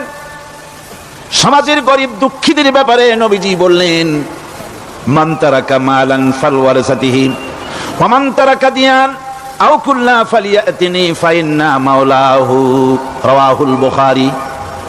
নবীজি বলেন, যে ব্যক্তি মারা গেল, মরে যাওয়ার পর তার যে সম্পদ থাকবে, এই সম্পদগুলি সে যে সন্তান স্ত্রী পুত্র যাদের রেখে গেছে তা তাদের জন্যে। আর যদি সে ঋণগ্রস্ত, যদি ঋণ অবস্থায় সংসারকে রেখে যেয়ে থাকে, তাহলে তার ঋণের বোঝা, ঋণের পরিশোধের দায়িত্ব আমি মুহাম্মদ সাল্লাল্লাহু আলাইহি ওয়াসাল্লাম নিয়ে নিলাম। সমাজের যার কোনো অভিভাবক নাই তার অভিভাবক আমি মুহাম্মদ সাল্লাল্লাহু আলাইহি ওয়াসাল্লাম। যার কোনো অভিভাবক নাই সেজন্য আমার কাছে চলে আসে। ইসলামী রাষ্ট্র এই বিধান পেশ করেছে। এর চাইতে সুন্দরতম বিধান পৃথিবীতে আর কেউ দিতে পারে নাই। সেজন্য সেই সমাজে চুরি বন্ধ হয়েছে, ডাকাতি বন্ধ হয়েছে, জিনা বন্ধ হয়েছে, সব বন্ধ হয়ে গিয়ে সুন্দর একটি সমাজ প্রতিষ্ঠিত হয়েছিল। আর রাসূল বলেছিলেন, খাইরুল কুরুনে কারনি, সর্বশ্রেষ্ঠ যুগ হলো আমার যুগ। সুবহানাল্লাহি বিহামদিহি। মানুষ দরজা খুলে ঘুমায়েছে, কারো ক্ষুধার কষ্ট নাই, পড়ার কষ্ট নাই, খাবারের চিন্তা নাই, চুরি ডাকাতির ভয় নাই, ভয় মুক্ত। ওই যে গতকাল বলেছিলাম, যেমন একটা সমাজ আসবে, খাব্বাব চিন্তা করো না, আমি কসম করছি এমন একটা সমাজ প্রতিষ্ঠিত হবে যেই সমাজে চুরি ডাকাতি জেনা ব্যভিচার হত্যা ধর্ষণ কোনো ভয় থাকবে না। লা ইয়াখাফু ইল্লাল্লাহ, আল্লাহ ছাড়া কারো কোনো ভয়, মনের ভিতরে ভয় থাকবে না। ওয়ালাকিন্নাকুম তাস্তাজিলুন, তোমরা বড্ড তাড়াহুড়ো করতেছো, বেসবর হচ্ছো, সবর করো, তাড়াহুড়ো করো না। এমন সমাজ আসবে। রাসূলুল্লাহ এরকম একটা সমাজ গোটা পৃথিবীবাসীকে উপহার দিতে পেরেছিলেন না পারেন নাই? পেরেছিলেন কিনা? সেই কথাই আল্লাহ রাব্বুল আলামিনের কথার সঙ্গে বার মিলান। লাইসাল বিররা আন তুওয়াল্লু বুজুহাকুম কিবালাল মাশরিকি ওয়াল মাগরিব। পূর্ব পশ্চিমে কত মাথা ঘুরালে, চেহারা ঘুরালে এটাই কিন্তু তোমার পুণ্যবান হওয়ার জন্য, নেককার হওয়ার জন্য যথেষ্ট নয়। বরং যথেষ্ট হলো আল্লাহর প্রতি ঈমান আনো, কিতাবের প্রতি, পরকালের প্রতি, ফেরেশতার প্রতি, নবীদের পরে ঈমান আনো, আর আল্লাহর মহব্বতে, আল্লাহর প্রেমে উদ্বুদ্ধ হয়ে আর একটা বড় কাজ করো, সেটা হলো ওয়াতাল মালা আলা হুব্বিহি যাবিল কুরবা ওয়াল ইয়াতামা ওয়াল মাসাকিন ওয়াবনাস সাবিল ওয়াস-সাইলিনা ওয়া ফির রিকাবি ওয়া কামাস সালাতা ওয়া আতাজ যাকাত ওয়াল মুফুনা বিআহদিহিম إذا عاهدوا والصابرين في البأساء والضراء وحين البأس أولئك الذين صدقوا وأولئك هم المتقون। আরেকটি গুরুত্বপূর্ণ কাজ করতে হবে আল্লাহ পরকালে বিশ্বাস করার সাথে সাথে, সেটা হলো এই, তোমাদের জানের মতো প্রিয় ধন এবং সম্পদকে আল্লাহর মহব্বতে খরচ করতে হবে। সেজদা দিয়া কপালে দাগ লাগাইছো কিন্তু প্রতিবেশীকে সাহায্য করো নাই, গরিবদেরকে দাও নাই, এতিমকে দাও নাই, বোনকে ঠকাইছো, মেয়েকে ঠকিয়েছো, তোমার ওই সেজদায় কিয়ামতে কাজ দিবে না। প্রকৃতপক্ষের নেককার পুণ্যবান হওয়ার জন্য গরিব জনসাধারণকে সহযোগিতা করতে হবে। এরপরে মাঝখান থেকে যেটা বাদ দিয়েছিলাম, বলেছিলাম নামাজ এবং যাকাত। আমি যাকাতটা কালকে আগে নিয়ে এসেছিলাম, নামাজটা ছিল আগে। সেই নামাজটা যেহেতু আলাদা একটা বিষয় হবে, আর যাকাতটা সাদকার সাথে সামঞ্জস্য আছে, সেই জন্য যাকাত আর সাদাকার কথাটা একসঙ্গে মিলাই বলেছিলাম। এখন শুরু করছি নামাজ। সালাত, সালাত এর আবিধানিক অর্থ হচ্ছে কোন জিনিসের দিকে মুখ ফিরানো। সালাতের অর্থ হচ্ছে নিকটবর্তী হওয়া, মুখ ঘুরানো, মুতাওয়াজ্জা হওয়া। ওই যে হযরত ইব্রাহিম আলাইহিস সালাম বলেছিলেন, ইন্নী ওয়াজ্জাহতু ওয়াজহিয়া লিল্লাযী ফাতারাস সামাওয়াতি ওয়াল আরদ। জানেন আপনারা? পড়েন, ইন্নী ওয়াজ্জাহতু ওয়াজহিয়া লিল্লাযী ফাতারাস সামাওয়াতি ওয়াল আরদ হানিফা ওয়া মা আনা মিনাল মুশরিকিন। নিশ্চয় আমার মুখ ঘুরাই দিলাম কার দিকে? যিনি আকাশ এবং জমিনের স্রষ্টা, সব কিছুর মালিক যিনি, তার দিকে আমি মুতাওয়াজ্জা হলাম। নামাজের অর্থই হচ্ছে মুতাওয়াজ্জা হওয়া, মুখ ঘুরিয়ে দেওয়া, চেহারা ঘুরিয়ে দেওয়া। আর নামাজের আরেক অর্থ হচ্ছে নিকটবর্তী থেকে আরো নিকটবর্তী হওয়া। আমরা কি নিকটবর্তী হতে চাই? না বুঝলে কবেন কি? নিকটবর্তী হইতে চাই কার? আল্লাহ। আমরা কি আল্লাহর নিকটবর্তী হতে চাই? আল্লাহ রাব্বুল আলামিন বলেন, নিকটবর্তী হতে হলে ওয়াসজুদ ওয়াকতারিব, সেজদা দাও আর সেজদার মাধ্যমে আমার নিকটবর্তী হয়ে যাও। সেজদা দিলেই আল্লাহর নিকটবর্তী হওয়া যায়। কোন সুবহানাল্লাহ। সাহাবী, আল্লাহ নবীর সাহাবী প্রশ্ন করেছেন, নবীজি বান্দা কখন আল্লাহর নিকটবর্তী হয়ে যায়? নবীজি বলেছেন, বান্দা যখন সেজদা দেয় তখন আল্লাহর বান্দার মাঝে কোনো হিজাব থাকে না, একদম আল্লাহ পাকের নিকটবর্তী হয়ে যায় বান্দা যখন সেজদায় পড়ে যায়। সুতরাং নামাজ হচ্ছে নিকটবর্তী হওয়া, সালাত এটা হচ্ছে নিকটবর্তী হওয়া। নামাজ ফরজ হওয়ার কারণ হচ্ছে এই যে মানুষ আল্লাহর বান্দা বা গোলাম হিসেবে সৃষ্টি হয়েছে, তাই একমুখী হয়ে রবের বন্দিগি করা এটা হচ্ছে তার স্বাভাবিক একটা প্রকৃতি। আল্লাহ রাব্বুল আলামিন এই প্রকৃতির দাবি মিটাবার জন্যই নামাজের ব্যবস্থা করেছেন। মানুষের ফিতরত, মানুষের নেচার, মানুষের ফিতরত হচ্ছে এই যে কারো না কারো কাছে মাথা নত করা, হাত জোড় করা, মাথা নত করা, সার্বভৌমত্বের মালিক কাউকে মনে করা। হাত জোড় করতে হলে, মাথা নত করতে হলে, সার্বভৌমত্বের মালিক হিসেবে কাউকে গ্রহণ করতে হলে আল্লাহর বিকল্প কেউ আছে নাকি? ইসলামের মূল দাওয়াতটা হলো ফিতরাত অনুযায়ী দাওয়াত দেওয়া হয়েছে, মানুষ যেন মাথা নত করে, গোলামি করে। এজন্য আল্লাহ রাব্বুল আলামিন বলেছেন যে আমি মানুষ এবং জিনকে সৃষ্টি করেছি, তার কারণটাই হলো মা খালাকতুল জিন্না ওয়াল ইনসা ইল্লা লিয়াবুদুন। মানুষ আর জিন জাতিকে সৃষ্টি করা হয়েছে ইবাদতের জন্য, গোলামির জন্য। ইবাদত আর গোলামি এটাই করতে হবে, গোলামি করতে হবে, দাসত্ব করতে হবে। আর এই দাসত্ব, আল্লাহর আনুগত্য, এই গোলামির দাওয়াত দিয়েছেন দুনিয়ার সব নবীরা। কোন নবী বলেন নাই যে আমার গোলামি করো? কেউ বলেছেন? বলেন জোরে, কেউ বলেছেন? আল্লাহ পাক বলেন, وَلَقَدْ بَعَثْنَا فِي كُلِّ أُمَّةٍ رَسُولًا أَنِ اعْبُدُوا اللَّهَ وَاجْتَنِبُوا الطَّاغُوتَ। প্রত্যেক জাতির জন্য আমি রাসূল প্রেরণ করেছি। তারা মানুষকে দাওয়াত দিয়েছেন এই কথা বলে যে এক আল্লাহর গোলামি করো, তিনি ছাড়া কোনো ইলাহ নাই, আইনদাতা নাই, বিধানদাতা নাই, তার গোলামি, তার সামনে মাথা নত করে দাও। আর প্রত্যেক নবীর যুগেই নামাজ রোজা শরীয়তের মধ্যে ছিল। নামাজ রোজা কম বেশি প্রত্যেক নবীর জামানায় আল্লাহ পাক এটাকে বাধ্যতামূলক করেছিলেন। নামাজ রোজা যাকাত সব নবীদের জন্য বাধ্যতামূলক ছিল, তার উম্মতের জন্য বাধ্যতামূলক ছিল। নামাজ হচ্ছে তাওহীদের অবশ্যম্ভাবী এক বহির্প্রকাশ। তাওহীদের জন্য তাওহীদবাদী মানুষ যারা, তাদেরকে নামাজ আদায় করতেই হবে। আকীদা বিশ্বাসের দিক থেকে তাওহীদ যদি হয় পুরা দ্বীনের মূল উৎস, তাহলে আমলের দিক থেকে নামাজ হচ্ছে পুরা দ্বীনের মূল ভিত্তি। নামাজ হচ্ছে আমলের মূল ভিত্তি। এর বাস্তবায়ন ছাড়া দ্বীন পূর্ণ হয় না। নামাজ মুমিনের কেবলমাত্র একটি উত্তম আমলই নয়, বরং নামাজ হচ্ছে ঈমানের মূল ভিত্তি। যার কাছে নামাজ নাই তার কাছে কিছুই নাই। রাসূল কারীম সাল্লাল্লাহু আলাইহি ওয়াসাল্লাম বলেছেন যে নামাজ যে ব্যক্তি পড়ে না, আল্লাহ পাকের সাথে তার কোনো সম্পর্ক বাকি থাকে না। সুতরাং এই নামাজটা হচ্ছে এই যে একমাত্র একাগ্র চিত্তে আদবের সাথে আল্লাহর সামনে রুজু হয়ে যাওয়া। কোরআনে কারীম বলছে, মুনিবিনা ইলাইহি ওয়াত্তাকুহু ওয়া আকিমুস সালাতা ওয়া লা তাকুনু মিনাল মুশরিকিন।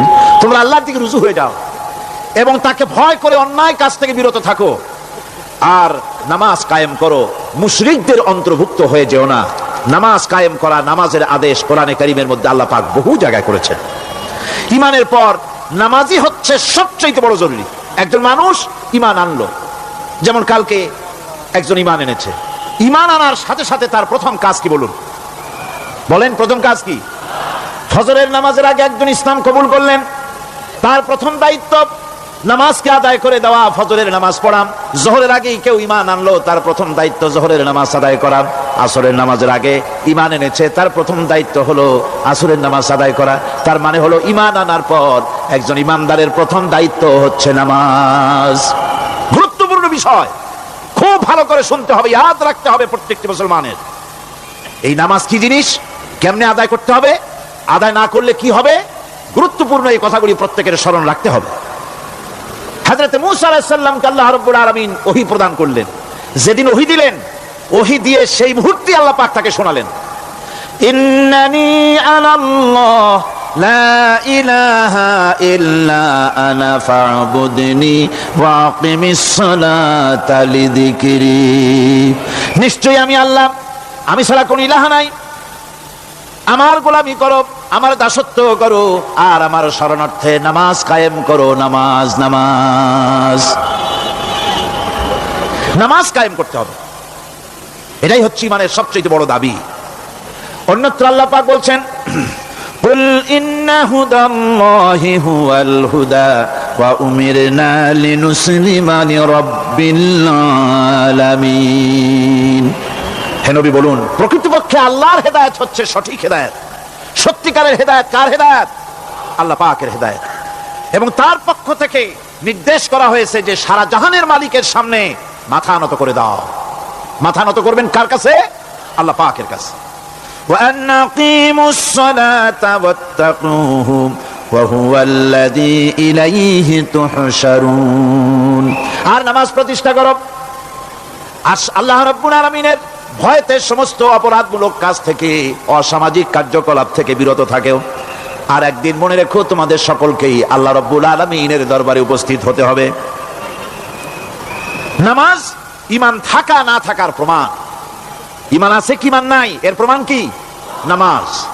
আল্লাহ পাক বলছেন, ফালা সাদ্দাকা ওয়ালা সাল্লা ওয়ালাকিন কাযযাবা ওয়া তাওয়াল্লা। কিন্তু না সে সত্য মেনে নিল, আর না সে সালাত আদায় করলো, বরং সত্যকে মিথ্যা মনে করে ফিরে গেল। নামাজটাই হচ্ছে একজন মানুষের সে মুমিন না কাফের তা প্রমাণ করার জন্য, এটাই হচ্ছে মূল কথা। কিয়ামতের দিন মানুষ যে জাহান্নামে যাবে, জাহান্নামের জন্য জাহান্নামে যে সব কারণে যাবে তার মধ্যে বড় কারণ কালকে বলেছিলাম, দেখি মনে আছে নাকি? বড় কারণ কয়টা? আলহামদুলিল্লাহ মনে আছে।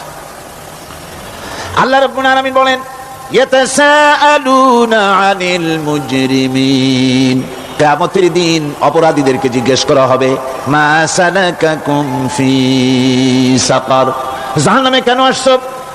জবাবে তারা বলবে, ক্বালু লাম নাকু মিনাল মুসাল্লিন ওয়া লাম নাকু নুতঈমুল মিসকিন, নামাজ পড়ি নাই আর এতিম মিসকিনদের খেতে দেই নাই, এই কারণেই জাহান্নামে এসেছি। নাউযুবিল্লাহ। নামাজ যারা পড়বে না জাহান্নামে যেতে হবে। কোথায় যেতে হবে? কেউ কেউ মনে করতে পারবেন নামাজের ওয়াজ তো বহুত শুনছি, এর চাইতে গুরুত্বপূর্ণ জিনিস আর নাই। নামাজের চাইতে গুরুত্বপূর্ণ ইবাদত আল্লাহর সৃষ্টি করেন নাই। মুসলমানের জন্য সর্বশ্রেষ্ঠ ইবাদত কি ছিল? এখন জোরে বলেন কি? এই নামাজ আকসার মানুষের নামাজ হয় না। যারা আমরা নামাজ পড়ি, বহু লোকের নামাজ পড়ে ঠিক, কিন্তু নামাজ আদায় হয় না। আমি সে কথা বলবো সামনের দিকে, প্রাণ খুলে শুনবেন, কাজে লাগবে ইনশাআল্লাহ। কোন ইনশাআল্লাহ? আকীদাগত দিক থেকে ঈমান হলো তাওহীদের স্বীকৃতি, আর আমলের দিক থেকে নামাজ হচ্ছে তাওহীদের বহিঃপ্রকাশ। আপনি মুসলমান তা প্রমাণ হবে নামাজ দিয়ে। নামাজহীন ঈমানের দাবি মূল্যহীন।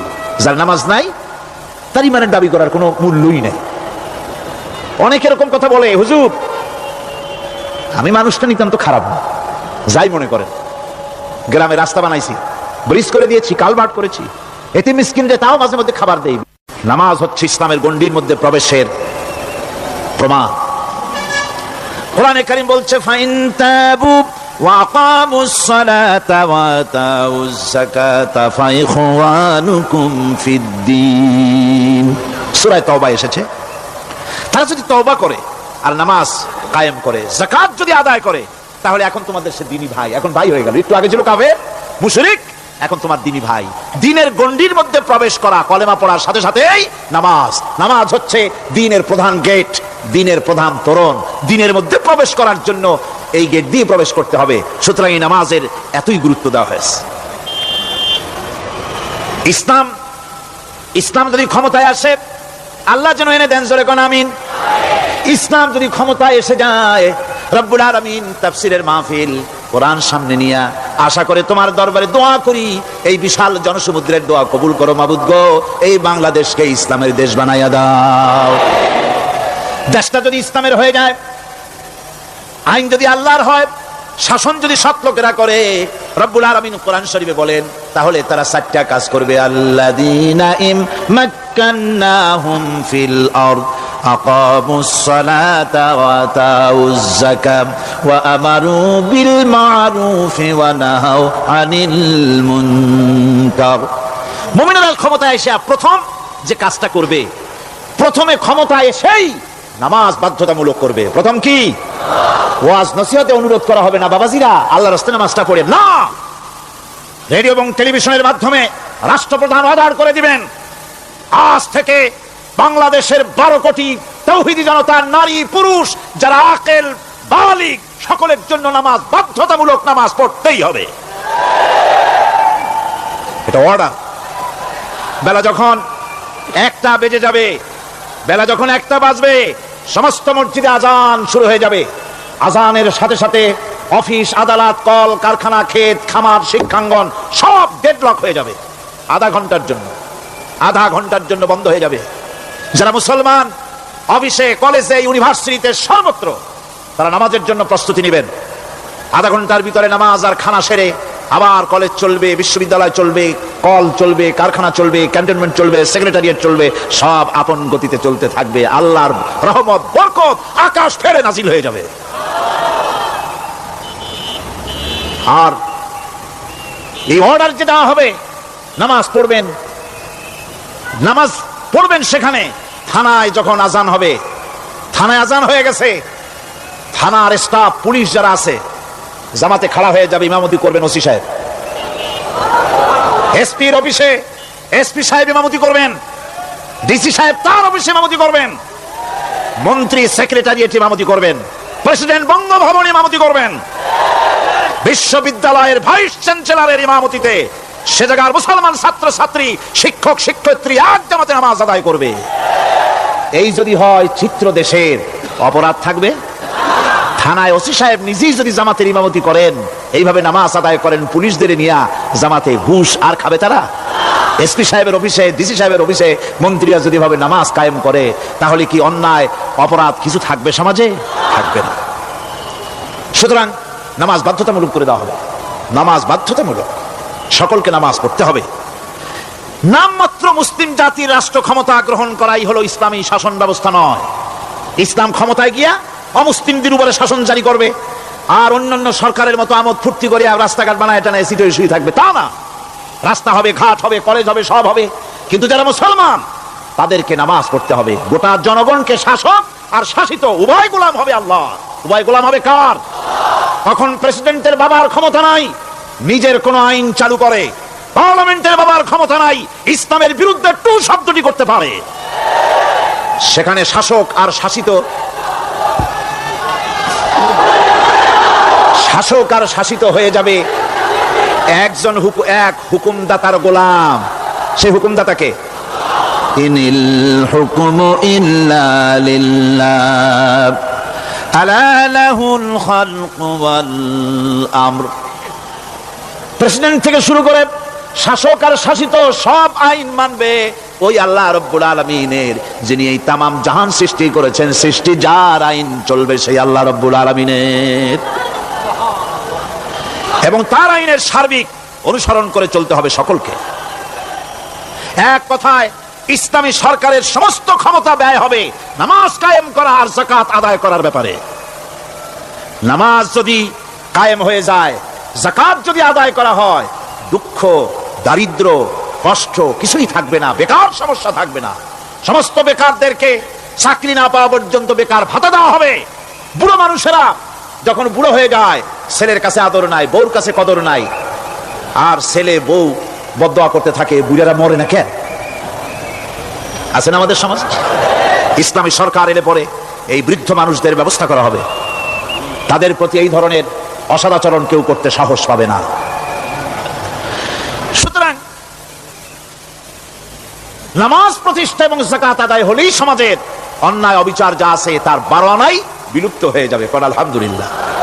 তখন চাকরিতে প্রমোশন হবে নামাজের ভিত্তিতে। এখন প্রমোশন হয় কে কত ঘুষ খাইতে পারে, কে কত সরকারের দালালি করে বিবেকের বিরুদ্ধে বিরোধী দলকে বেশি করে পেটাতে পারে, এর উপরে ভিত্তি করে প্রমোশন হয়। ইসলামী সরকার যখন আসবে, ইসলামী সরকার যখন প্রতিষ্ঠিত হয়ে যাবে, তখন চাকরির প্রমোশন নির্ভর করবে তার সুন্দর চরিত্র আর নামাজের পাবন্দির উপরে ভিত্তি করে। সমাজে দুঃখ দুর্দশা থাকবে? যেরকম থাকবে? থাকবে না। আমার ভাইরা, নামাজ হচ্ছে আল্লাহ রাব্বুল আলামিনের সাহায্য লাভের একমাত্র মাধ্যম। আল্লাহর কাছে যদি সাহায্য পেতে চাই তাহলে নামাজ লাগবে। লাগবে কি কোন?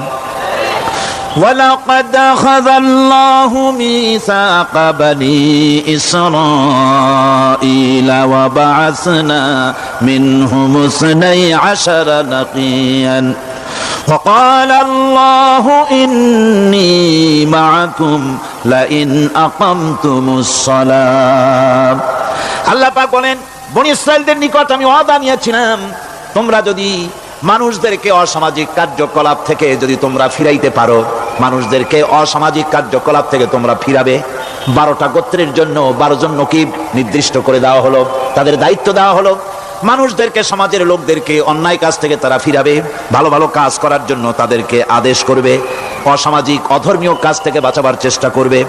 এইটা যদি তোমরা করো তাহলে আমি তোমাদের সাথে আছি। শর্ত হলো একটা, তোমাদেরকে নামাজ কায়েম করতে হবে। নামাজ যদি কায়েম করো আমার মদদ তোমাদের জন্য অবধারিত হবে। নামাজ প্রতিষ্ঠা করলেই আল্লাহর সাহায্য লাভ করা যায় জীবনের সকল ক্ষেত্রে। নামাজ হচ্ছে অপকর্মের প্রতিবন্ধক। নামাজ পড়লে অন্যায় কাজ থেকে বাঁচার পথ। অন্যায় থেকে বাঁচাই কিসে? নামাজ। আল্লাহ রাব্বুল আলামিন বলেন, উতলু মা উহিয়া ইলাইকা মিনাল কিতাবি ওয়াকিমিস সালাত ইন্নাস সালাতা তানহা আনিল ফাহশাই ওয়াল মুনকার। হে নবী, এই কিতাব তেলাওয়াত করো, যা তোমার প্রতি অবতীর্ণ করা হয়েছে, এই কিতাব তেলাওয়াত করো আর নামাজকে প্রতিষ্ঠা করো। নিঃসন্দেহে নামাজ মানুষকে পাপাচার থেকে বাঁচায়া দেয়। অশ্লীলতা পাপাচার থেকে মানুষকে বাঁচায় কে? জোরে চিল্লায় এখন কে? নামাজ। এই নামাজ মানুষকে অন্যায় কাজ থেকে বাঁচায় দেয়। নামাজ যে মানুষকে অন্যায় কাজ থেকে বাঁচায়, কেমনে বাঁচায়? আমরা যে নামাজ পড়ি, এই নামাজে তো আমাদেরকে অন্যায় কাজ থেকে বাঁচাইতে পারে না। নামাজি বহুত মানুষ আছে অন্যায় করে, করে কিনা? না করে না? করে। নামাজি অথচ অন্যায় করে। আর আল্লাহ বলছেন নামাজিকে, নামাজ তাকে অশ্লীলতা থেকে ফিরায়। তাহলে কথা কাটটা ঠিক? আল্লাহটা জোরে বলেন, কাটটা ঠিক? অবশ্যই আমার আল্লাহর কথা হক। আমি ভুল করতেছি, আমি যেন কোথাও ভুল করতেছি, সামথিং ইজ রং, কোথাও যেন আমরা ভুল করে বসতেছি, সেই ভুলটা কি আমরা আবিষ্কার করতে চেষ্টা করবো ইনশাআল্লাহ। প্রথম যে কথাটা সেটা হচ্ছে এই যে আমরা যা নামাজে পড়ি আমরা তা বুঝি না। কথা ঠিক কিনা? আমি যদি এখন প্রশ্ন করি সামি আল্লাহু লিমান হামিদা অর্থ কি কোন, ফার্স্ট ডিভিশনে কয়েকটা লেটার নিয়ে ফেল করবেন, এরকম লোক আছেন না নাই? সুবহান রাব্বিয়াল আলা অর্থ কি জানি না, সুবহান রাব্বিয়াল আযীমের অর্থ কি জানি না, দোয়া কুনুত অর্থ কি জানি না, তাশাহুদ অর্থ কি জানি না, সূরা ফাতিহার অর্থ কি জানি না। এমন কি উযুর মধ্যে কয়টা ফরজ তা অনেকের জানা নাই। কথা কি বেশি বললাম না ঠিক বলছি? একজনে জিজ্ঞেস করলো, মিয়া উযুতে কয় ফরজ? কয় হুজুর কি মনে করেন যে বুঝি জানি না? এটা তো সাধারণ ব্যাপার, বলেন না কয় ফরজ? কয় উযুতে তো 17 ফরজ। কি কি? কয় হাত ধোয়া, পা ধোয়া, মুখ ধোয়া, নাক ধোয়া, চোখ ধোয়া, জিহ্বা ধোয়া, মাথা ধোয়া। বলতে বলতে গুণে দেখা গেল প্রায় 19টার মতো বলছে। বলা হলো, মিয়া বললেন আপনি উযুতে ফরজ 17টা, কইলেন আপনি 19টা। কয় হুজুর জানি আরো, বলি না আপনাদের ভয়তে। উযু জানে না, নামাজ জানে না, তাকে এই নামাজ কেমনে ফিরাবে অন্যায় কাজ থেকে? কথা বুঝতে পেরেছেন? নামাজে কি পড়ি? নামাজে দাঁড়ায় গেলাম, আল্লাহু আকবার অর্থ কি? চিল্লায় কন্না আল্লাহু আকবার। এরকম না, মুসলমানের মতো গলা ছেড়ে দিয়ে চিৎকার দিয়ে বলেন আল্লাহু আকবার। এই আল্লাহু আকবার, আল্লাহ সর্বশ্রেষ্ঠ, তার চাইতে বড় আর কেউ নাই। এই কথা দিনরাত 24 ঘন্টার ভিতরে শত শতবার বলি, একবার দুইবার না, শত শতবার বলি আল্লাহ সর্বশ্রেষ্ঠ। এই কথা বলার পরেও মনের মধ্যে অন্য কেউ বড় হয়, আল্লাহর বড়ত্ব যেভাবে মুখ দিয়া বলি ওইভাবে কার্যত পালন করি না। নামাজে আল্লাহু আকবার বললাম, এরপরে সানা পড়লাম, তারপরে সূরা ফাতিহা পড়লাম। সূরা ফাতিহার ভিতরে যে সমস্ত কথাগুলি বললাম সেই কথাগুলি বুঝি না, কি বলেছি তাও জানি না। এরপরে সুবহান রাব্বিয়াল আলা বলেছি, সুবহান রাব্বিয়াল আযীম বলেছি, সামি আল্লাহু লিমান হামিদা বলেছি, অর্থ কি জানি না। আল্লাহ তা শুনতে পান, যে ব্যক্তি আল্লাহর প্রশংসা করেন তিনি তা শুনতে পান। নামাজের মধ্যে আইডিয়া দেওয়া হচ্ছে, তুমি যে আল্লাহর জন্য নামাজ পড়তেছো, প্রশংসা করতেছো, এটা এমন নয় যে আল্লাহ পাক দেখছেন না বা শুনতেছেন না। তুমি যা বলতেছো, প্রশংসা করতেছো, আল্লাহ পাক তা শুনতে পাচ্ছেন। সামি আল্লাহু লিমান হামিদা, সুবহান রাব্বিয়াল আলা, আমি মহান সর্বশ্রেষ্ঠ আল্লাহ রাব্বুল আলামিনের পবিত্রতা ঘোষণা করছি, আমি তার প্রশংসা করছি। সূরা ফাতিহার কি আমরা বলি আপনারা ব্যাখ্যা দেখে বুঝে নিয়েন, সেগুলি আমি এখানে বলে বাকি কথা সব শেষ করতে পারবো না। এরপরে আমরা নামাজের মধ্যে দোয়া কুনুত পড়ি। সেই দোয়া কুনুতে যে কি ওয়াদাটা করি, অন্তত আমার তো মনে হয় সাধারণ মানুষের মধ্যে 99.9 লোকেরা জানে না দোয়া কুনুতে কি পড়ে, অর্থ বোঝে না। দোয়া কুনুতের মধ্যে বলা হচ্ছে আল্লাহুম্মা ইন্না নাস্তাঈনুকা, হে আল্লাহ আমি তোমার কাছে সাহায্য চাই। কার কাছে সাহায্য চাই? আল্লাহর কাছে সাহায্য চাই। নামাজের ভিতরে বলতেছেন, এই কথা যদি অর্থ আপনি জানতেন যে তোমার কাছে সকল ব্যাপারে সাহায্য চাই তোমার কাছে, এই কথাটা যদি মনে প্রাণে বুঝতেন, তাহলে দুনিয়ায় কোনো মাজারে গিয়া মরা জিন্দা মানুষের কাছে গিয়া নিজের ছেলে মেয়ে চাইতেন না, চাকরির উন্নতি চেতেন না। আপনি নামাজের ভিতরে বলতেছেন আপনার কাছে, আয় আল্লাহ আপনার কাছে সর্বপ্রকারের সাহায্য আপনার কাছে চাই। নামাজের ভিতরে কিসের মধ্যে বলতেছেন? বিশ্বাস যদি করতেন, যদি বুঝতেন, তাহলে যত বড় পীর আসুক দেশ থেকে আর বিদেশ থেকে, সন্তান চাওয়ার জন্য পাগল হয়ে পায়ের উপরে পড়ে থাকতেন না, আল্লাহর কাছেই চাইতেন। কার কাছে চাইতেন? এরপরে বলতেছেন ওয়ানাস্তাগফিরুকা, তোমার কাছে ক্ষমা চাই, গুনাহ করেছি, অনেক গুনাহ করেছি, তোমার কাছে ক্ষমা চাই, কারণ সাহায্য করতে পারো তুমি, গুনাহও মাফ করতে পারো তুমি। গুনাহ মাফ করার ক্ষমতা কি আছে পৃথিবীর কারো? আকাশে জমিনে আল্লাহ ছাড়া মানুষের গুনাহ কেউ মাফ করতে পারে? এরপরে বলতেছি ওয়ানুমিনু বিকা, আয় আল্লাহ আমি তোমার উপর ঈমান এনেছি, পরিপূর্ণভাবে তোমার উপরে ঈমান এনেছি, ওয়া নাতাওয়াক্কালু আলাইক, আর তোমার উপরেই কেবলমাত্র ভরসা করেছি। ঈমান এনেছি তোমার উপরে, ভরসা করছিও তোমার উপরে। এই কথাগুলি যদি আমরা বুঝতাম তাহলে আত্মাটা বড় হয়ে যেত, মাথাটা আল্লাহ ছাড়া কারো সামনে নত হতো না। ঠিক না বেটি? আল্লাহ ছাড়া কারো সামনে মাথা নত হতো না। আল্লাহর উপরই ভরসা, তোমার উপর ভরসা করছি, তোমার উপর ঈমান এনেছি। এরপরে বলছি ওয়ানুসনি আলাইকাল খায়র, সর্বপ্রকার কল্যাণের সাথে তোমার প্রশংসা করতেছি। ওয়ানাশকুরুকা, আর তোমার কৃতজ্ঞতা স্বীকার করছি, আমি তোমার শুকর আদায় করি, সর্ব ব্যাপারে তোমার শুকর আদায় করি। আর কি করি? ওয়ালা নাকফুরুকা, আমি কুফরি করি না, অকৃতজ্ঞ নই, আমি তোমার কৃতজ্ঞ বান্দা, আমি অকৃতজ্ঞ নই। একথা আপনি নামাজের মধ্যে বলেন, কিন্তু কৃতজ্ঞতা স্বীকার করেন না। আল্লাহ যে ছেলে দিয়েছে শুকর আদায় করেন না, আল্লাহ যে সুন্দরী বউ বা ভালো বউ দিয়েছেন শুকর আদায় করেন না, আল্লাহ সন্তান দিয়েছে শুকর আদায় করে না, আল্লাহ রাব্বুল আলামিন চাকরি দিয়েছেন, বাড়ি দিয়েছেন, জায়গা দিয়েছেন, জমিন দিয়েছেন, যৌবন দিয়েছেন, স্বাস্থ্য দিয়েছেন, শুকর আদায় করে না। আল্লাহ পাক বলেন বান্দারে যে অবস্থায় থাকো শুকর আদায় করো। লা ইন শাকারতুম লাযীদান্নাকুম ওয়া লা ইন কাফারতুম ইন্না আযাবী লাশাদীদ। আমার নিয়ামতের শুকর যদি আদায় করো আমি বেশি করে বাড়ায় দেব, আর যদি শুকর আদায় না করো তাহলে মস্ত বড় শাস্তি রেখে দিয়েছি। সব ব্যাপারে শুকর আদায় করো, আমার নিয়ামতের শুকর আদায় করো। চোখ দিয়া দেখতে পাও, কও আলহামদুলিল্লাহ। মুখ দিয়া কথা বলতে পারো, কও আলহামদুলিল্লাহ।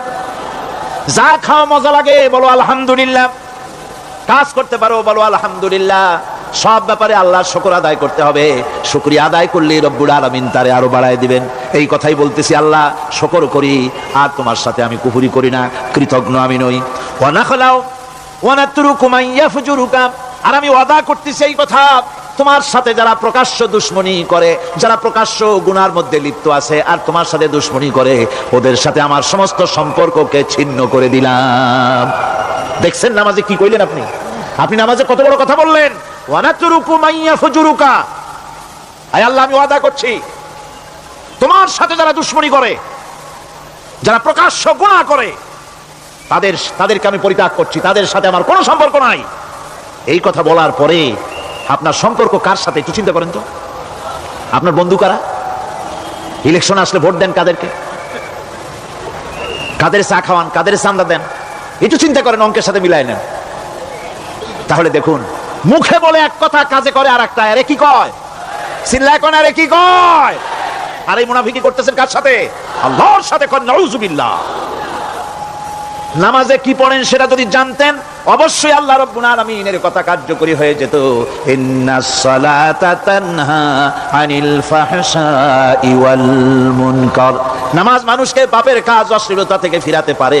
আল্লাহ ইন্না বসায়ছেন, নিশ্চয়ই, বেশক, অবশ্যই নামাজ পাপ থেকে ফিরাবে। কিন্তু কেমনে ফিরাবে নামাজ তো বুঝি না। নামাজ তো বুঝি না, খালি সেজদা দেয় জনমের মতো। আর সেজদা কি? নামাজে যদি দেখে ইমাম দেরি করতেছে, আত্মাহিয়াত পড়তে দেরি হয়ে যাচ্ছে, পিছন থেকে সিগন্যাল মারে, ঠিক কিনা? বেয়াদব, বেয়াদব। তোমার নামাজ, তোমার আত্মাহিত আগে শেষ হয়েছে, তাতে কি হয়েছে? চুপ করে বসে থাকো। ইমামকে কাশি দিয়া সতর্ক করার অধিকার তোমার নাই। যদি ইমামকে সতর্ক করার জন্য কাশি দিয়ে থাকো, তোমার নামাজ ফাসেদ হয়ে যাবে। এটা ফাজলামি করার জায়গা না, এটা নামাজ। এর নাম কি? ধীরে সুস্থে নামাজ পড়তে হবে। অনেকে মসজিদটারে মনে করে জেলখানা। ঢুকতে যত দেরি, বেরোতে পারলে যেন বাসে যান ছটফট করে। সিনেমার মধ্যে গিয়ে ঘন্টার পর ঘন্টা বসে থাকে, খারাপ লাগে না?